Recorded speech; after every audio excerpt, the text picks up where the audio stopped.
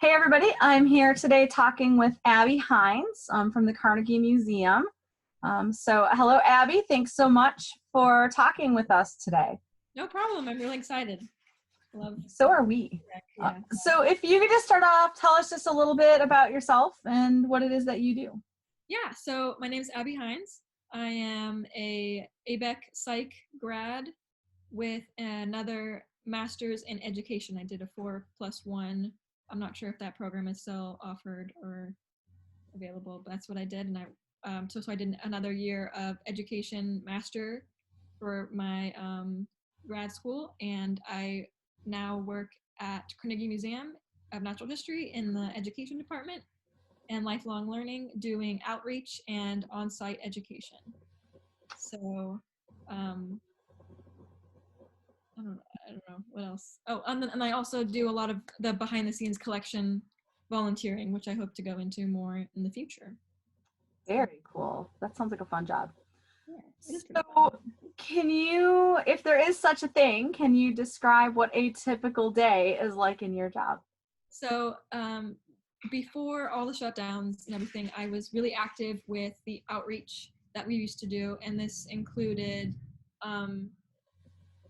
this thing called Museum on the Move, which was geared more toward sensory and special needs schools and kids, that we would take them through a lesson of a geology subject or dinosaurs or mammals and feather, like covering. We would do like feathers and scales and stuff, and do like special needs classes with that. We would go to festivals and fairs and have like a little tent, and it would be a mini museum. And you could go through, and there would be touchables and dinosaur facts and lots of fun museum things that were able to be switched around and touched and handled, and we could explain a little bit more detail about each specimen. And also with outreach, we would do this Spinosaurus encounter, which Spinosaurus is the largest theropod dinosaur that we know of, and we would do this puppet thing. So there's like this giant walkable puppet that, oh, thank you, Scully, for interrupting. She's a little troublemaker. That my coworker, who was not 5'2" and 100 pounds, would get into, and I would do the presentation of, well, why is Spinosaurus found in the desert if he's a water animal? So we talk about climate shifts and tectonic plates and the fossil records, and that was really what the outreach was. And the other part of my job is on-site gallery experience stuff. So I would walk around different mammal rooms or dinosaurs and answer any questions, give mini tours, talk to kids about their favorite dinosaur or anything that they have come to see particularly. And then we also have ambassador animals at the museum, which, so I originally worked in zoos, and I moved away from zoos because I kind of was up in the morally gray area of captive animals and went into museums because I can't impact their welfare if they're already dead. And here at my new job, they have captive animals, so it's fine. They are usually non-releasable animals or animals that we get from the pet trade. Like we have like hedgehogs and some lizards, like a bearded dragon. Like, so it's not like super exotic animals that wouldn't be found normally.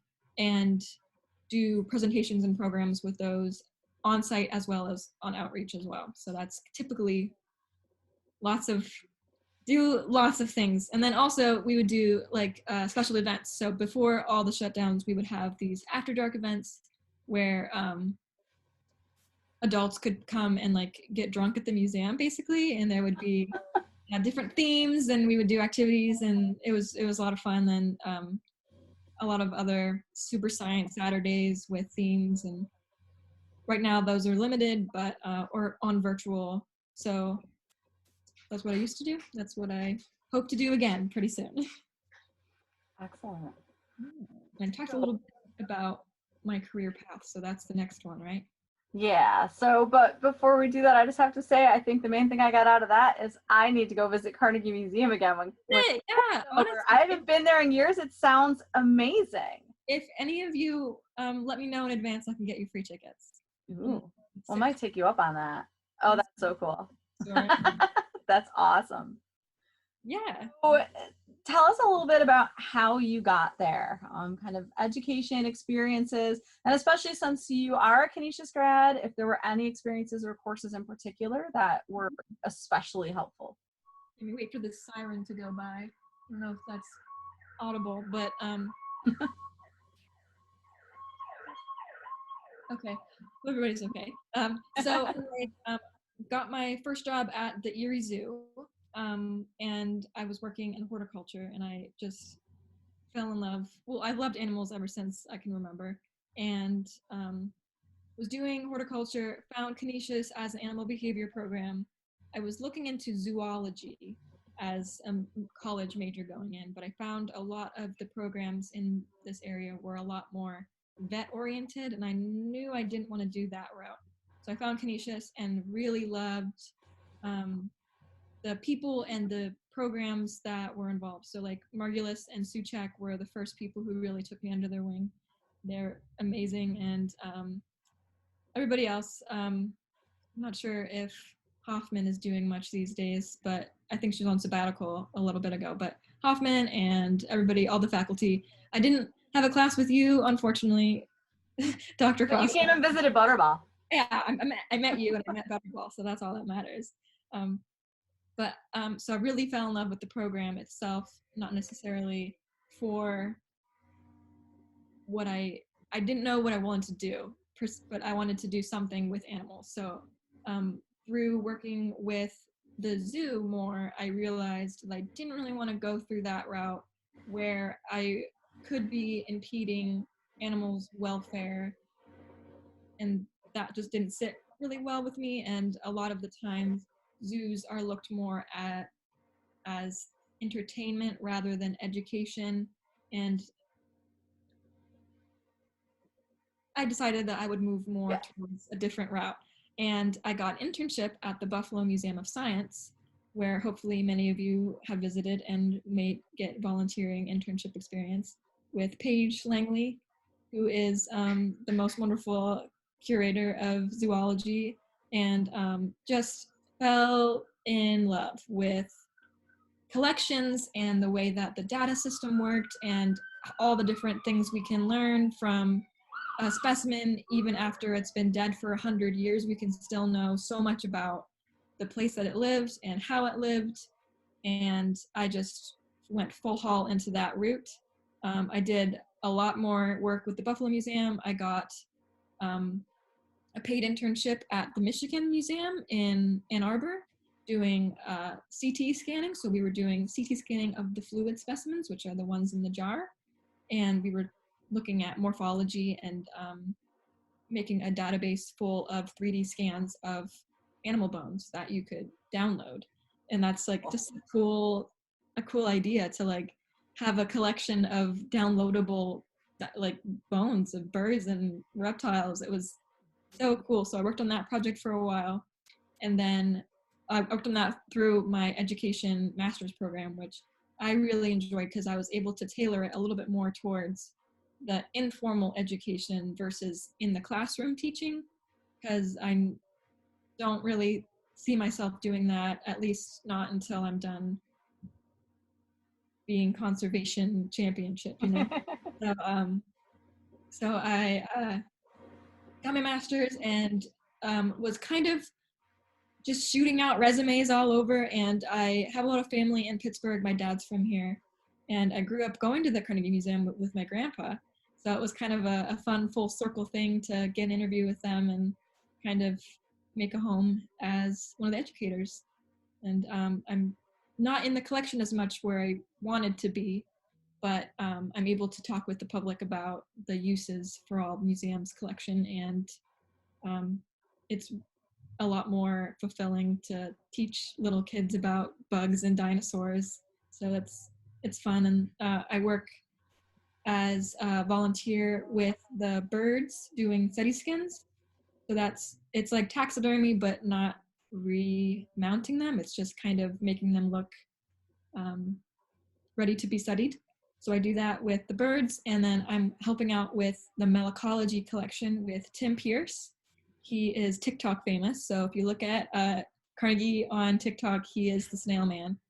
And we're doing a project right now on reclamation of snail habitat. So I'm searching through leaf litter, looking for itsy bitsy teeny little snails, and they're so fun. And working with the Library of Life is just what I want to do. So, yeah. Fantastic. Are Yeah. you working with like a broad, like all snails in general, or is there a particular type of snail that? Yeah, it's called Puntus meniscus or meniscum. It's a 1 millimeter small snail, and they are ecological indicators of habitat quality. So it's really important to know because okay, so what happens? So the Carnegie has like a tift.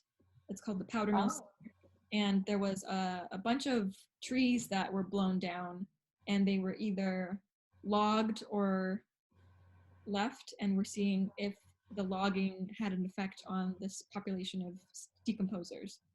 So That's really cool. it's kind of cool. I don't know. It's Yeah. I'm my hearts will be forever with the vertebrates, but snails are really cool to learn from a guy too who's so passionate about snails is just really fun. He's something else. He's a big jokester for sure. That's fantastic.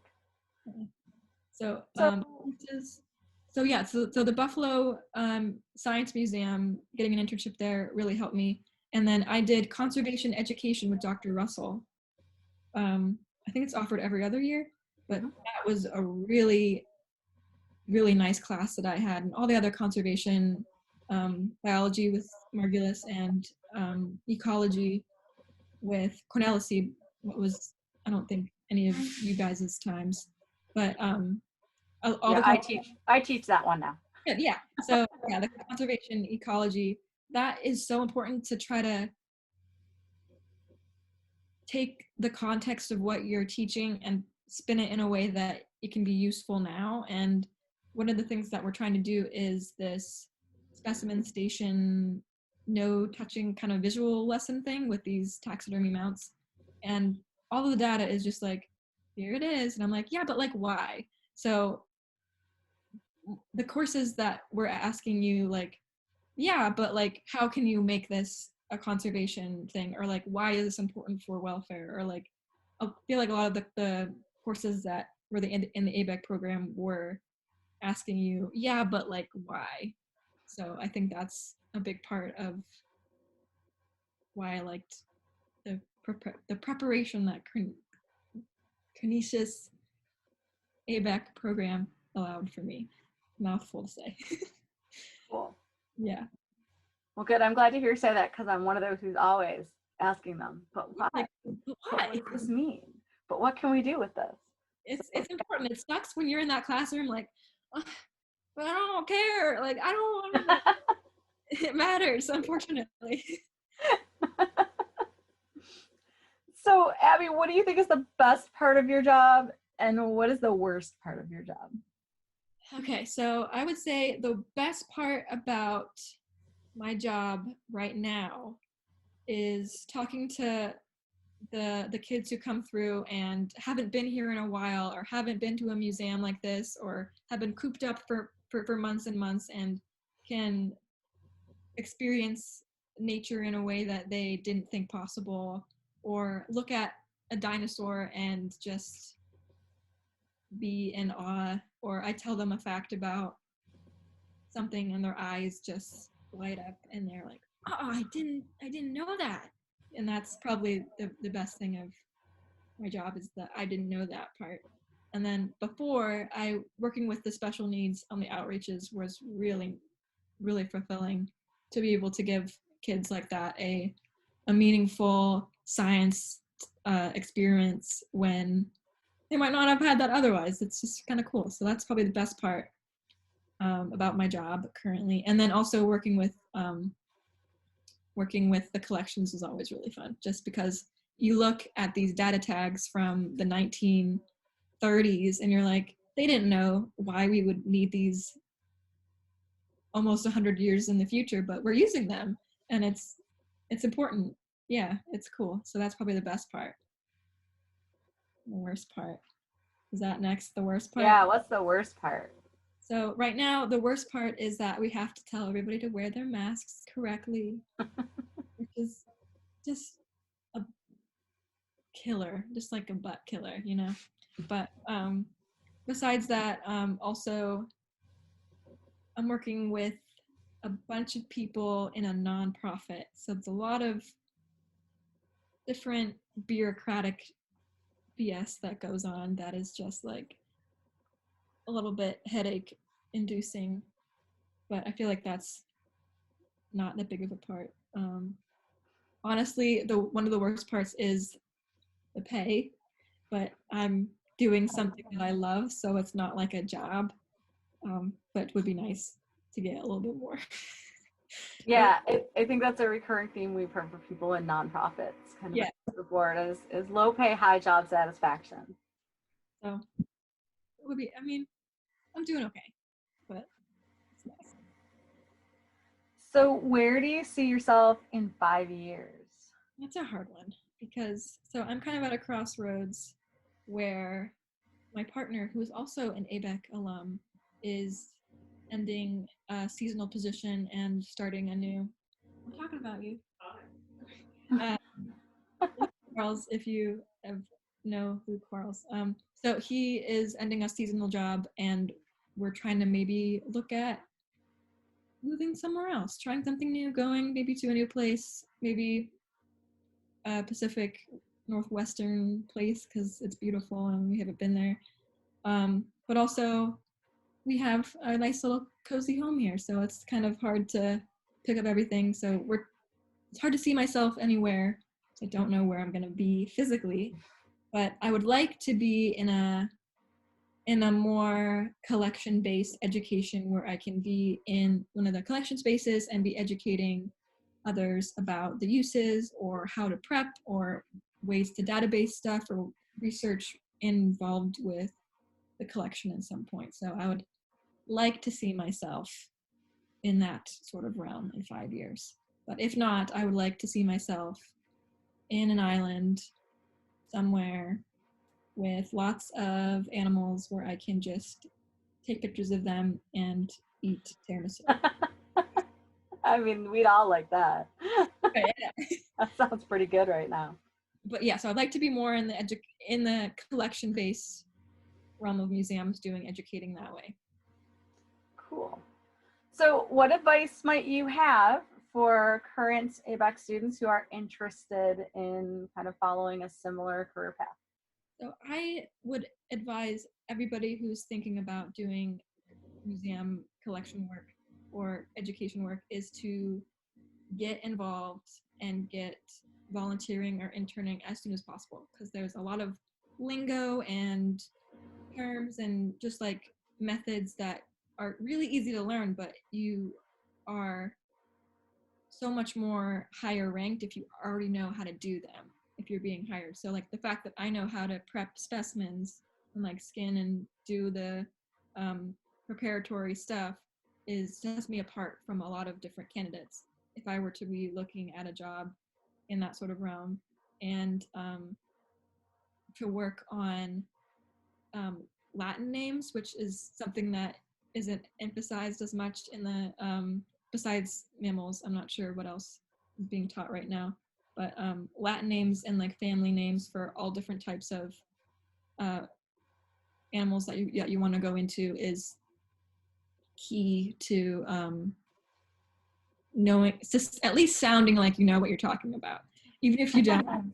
Just at least sounding like you know a little bit more of what you're talking about. So knowing Latin names, getting involved just to know the situations, knowing the lingo, knowing the processes, and honestly finding out what you don't like so that you can focus more on what you do like. So I figured out, you know what, zoos just didn't do it for me. I'm nothing against zoos. I just don't think that's where I can fit in well. So I'm figure that out, I'm not going towards that. But I still want to work with animals, so I figured in a different way I can educate people about conservation and zoology. So I would figure out what you don't know or don't like. Yeah, I think that's great advice. I think it's I always tell students it's really important to just try and get a lot of different experiences however you can. I ran the same thing with students who want to do field work. People come out and they're like, I want to be in the field, and then they come out and they either love it or they hate it. Yeah, you don't like, because I was on Suchek's research team, and I was doing a lot of the data stuff and the computer things, and I don't know, I realized that maybe if this is what it is, this is what it is. And then I got my internship at the museum, and I'm like, wait, I like this a lot more. And Suchek was just wonderful and allowed me to still be involved a little bit less with the research, but still be part of the team and able to focus what I was passionate about towards the museum stuff. So do everything and then do what you want to do, I would say. Well, great advice. Thanks. Excellent. Well, thank you so much for your time, for taking the time to talk to us. It was good to see you. Yeah, good to see you too. Can I do a quick show and tell with a skull? Oh, yeah. Okay. So this is a raccoon skull. And these are called auditory bulla. And that's where the hearing stuff goes. So you can tell how well their auditory senses are by how big that part of their skull is. Oh, that's so cool. Little raccoon. Yeah. Fantastic. So does your museum, do you guys keep beetles to clean? Do you keep Yeah, there's beetles. There's domestic. to clean skulls? Yeah. This isn't from the museum though. I didn't steal this from there. I hope you weren't. But yeah, that's domestic colony maintenance is a big thing. So if you can get involved with that, if you want to do museum stuff, another big plus. I don't know. I have a wide collection of bones that I've just gathered. Another good skill set to have. Yeah, and identifying bones, and I don't know. It's like a witch, you know? I always love that in this department. There's just so many unique skills. Yeah, and it's you need to know how to clean bones. Yeah, I know how to clean bones. I have a porcupine skeleton trying to decompose on my back porch. It's fine. Oh. Your neighbors probably love that. Right. Awesome. Well, thanks so much for contacting me, and tell everybody that I said hi.